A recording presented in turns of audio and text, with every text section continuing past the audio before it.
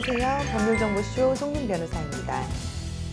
가맹사업 분야에 잡음이 끊이지 않자 김상조 공정거래위원장은 취임사에서 가맹 분야 불공정 관행 근절 대책을 발표하면서 필수 품목 관련 정보 공개사의 강화, 그리고 가맹본부 오너 리스크에 대한 손해배상 책임의 도입, 광역 지자체의 조사 처분권을 일부 위임하는 것, 그리고 광고 판촉 행사 시에 개별적 사전 동의를 의무화에 대한 의지를 밝힌 바가 있고요.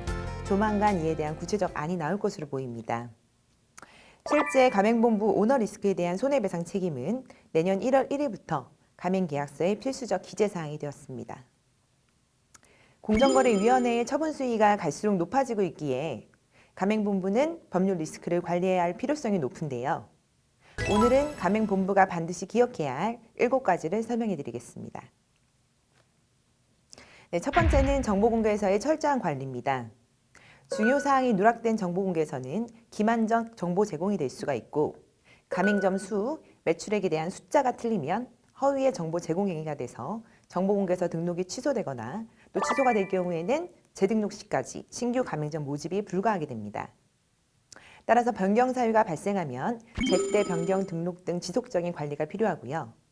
정보공개서에 기재가 되어 있다 하더라도 가맹계약서에 기재가 되어 있지 않으면 계약의 내용이 되지 않는 점도 유의하셔야 합니다.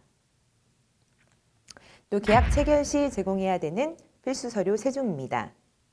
정보공개서, 임금가맹점 현황문서, 그리고 가맹계약서 3종은 계약 체결 혹은 가맹금 수령 14일 전에 반드시 제공해야 됩니다.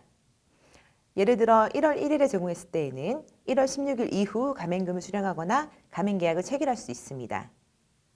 개정 전에는 가맹계약서는 1일 전에만 제공해도 됐으나 17년 10월 19일부터는 정보공개서와 함께 14일 전에 제공하는 것으로 변경되었으니 주의하셔야 합니다. 간혹 영업직원 교육이 제대로 되지 않아서 정보공개서 수령 확인증에 실제 제공한 날보다 날짜를 소급해서 허위 기재하는 경우 적법한 정보 제공이 되지 않습니다. 이 경우에는 계약 체결일로부터 4개월 내 가맹점주는 가맹금 반환을 구할 수 있으니 유의하셔야 합니다. 간혹 가맹금을 법인 계좌로 직접 수령하는 경우가 종종 있는데요. 가입비, 입회비, 가맹비, 교육비, 그리고 계약금, 보증금 등 명칭을 불문하고 영업표지 사용 허락 등 가맹점 운영권이나 영업활동에 대한 지원과 교육 등을 받기 위해서 지급하는 대가라면 예치 대상 가맹금에 포함되니 주의하셔야 됩니다. 물론 설비나 상품 구입비, 광고비, 인테리어비 등은 제외됩니다. 또한 임금가맹점 현황문서는 14년 2월 가맹사업법에 신설된 제도인데요.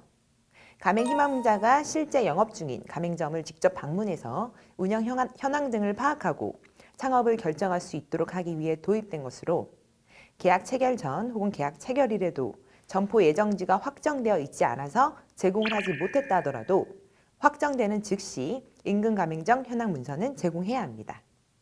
세 번째는 예상수익 허위 과장 정보 제공 행위 금지인데요. 예상수익 상한 정보, 예를 들면 매출, 순수익, 식자재가 차지하는 비율 등 이러한 내용 등을 제공할 경우에는 반드시 서면으로 제공해야 합니다. 구두 제공은 그 내용이 타당한지 여부를 떠나 그 자체로 위법하다는 걸 주의하셔야 합니다. 법원에서는 구두 제공 사유만으로 가맹본부의 60%의 손해배상 책임을 인정한 바 있기 때문에 주의하셔야 합니다. 또한 예상수익 상한 정보에 대한 객관적 산출 근거는 본사에 비치해서 가맹점주가 열람을 요구할 경우 열람을 허용해야 합니다.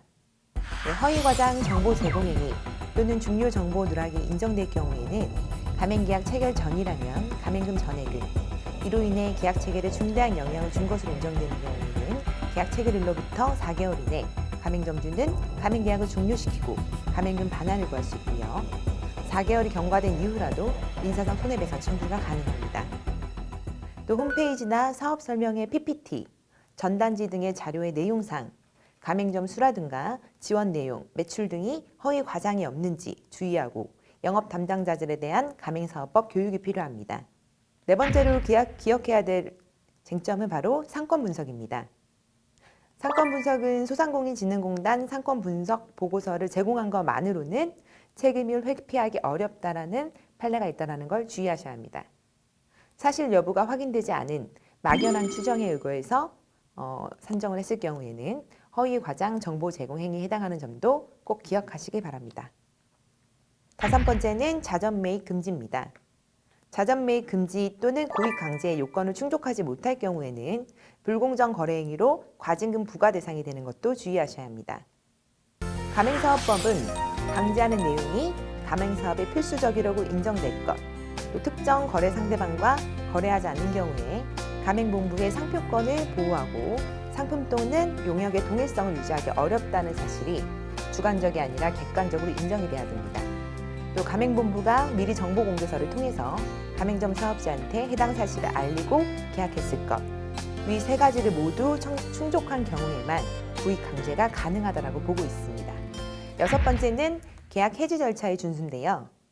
가맹점에 비위가 있다고 하더라도 가맹사업법은 해지 절차를 엄격하게 준수하도록 하고 이를 준수하지 못한 해지 통보는 무효라고 보고 있습니다.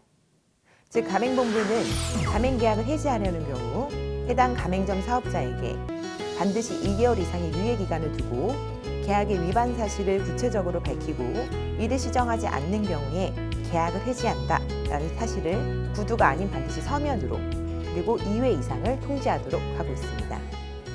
이를 미준수한 경우 해지가 무효임에도 이를 인지하지 못한 가맹본부가 부당히 상품 공급을 중단했을 경우에 가맹점주의 휴업손해 상당의 손해를 배상해야 하는데요. 실제 휴업손해 70% 배상 책임이 인정된 심결례가 있으니 주의하셔야 합니다. 마지막으로는 징벌적 손해배상 부분입니다. 특히 현행법은 허위 과장 정보 제공, 부당한 거래 거절 시 징벌적 손해배상, 즉 실제 피해액의 3배 이내에서 손해배상을 구할 수 있도록 시행을 하고 있는데요. 신고 포상금도 존재하기 때문에 허위 과장 가맹계약 취소, 해지, 가맹금 반환, 손해배상에 대한 프랜차이즈 소송과 공정거래위원회 신고권이 대폭 증가할 수 있기 때문에 리스크 관리에 유의하셔야 합니다.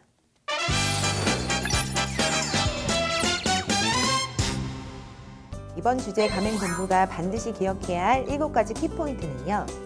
첫 번째는 정보공개서의 철저한 관리와 두 번째는 계약 체결 시 제공해야 하는 필수 서류 3종, 그리고 예상 수의 허위 과장 정보 제공 행위 금지, 네 번째는 상권 분석, 다섯 번째는 자전 매입 금지가 허용되는 요건, 여섯 번째는 계약 해지 절차의 준수, 그리고 마지막은 징벌적 손해배상 제도입니다.